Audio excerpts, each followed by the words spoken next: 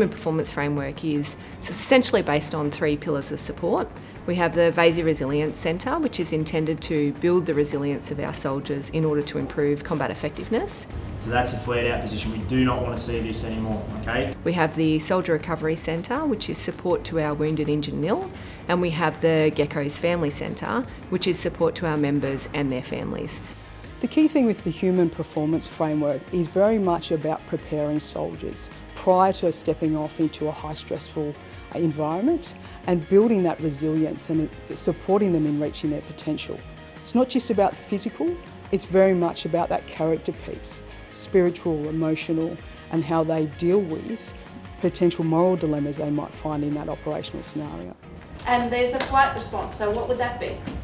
Running away from the table. Running away from the table, you'd be backing off from the table. This investment means they walk out far more self-aware. They walk out with the tools they have to ensure that they're able to cope with the stressful situations we're putting in. I was surprised with the knowledge I gained about myself on the emotional level, understanding what my limitations were, not just physical.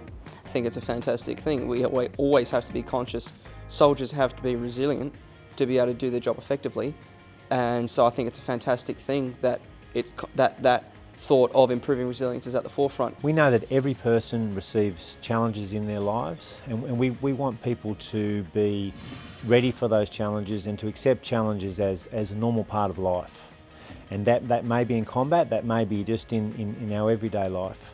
And so we want to give people the tools so that they are able to accept things and then move forward. And what we talk about is post-traumatic growth or prehabilitation, where a soldier is already a fine young Australian with great training, and we're building some extra edge to them to give them that competitive advantage. If we can train particularly young soldiers, sailors, airmen and airwomen on how to build their own personal resilience and that of their family, then we can really help prevent them having problems as they move through their career, both within the forces and once they transition out of the forces. The RSL has been a key enabler for the VASI Resilience Centre.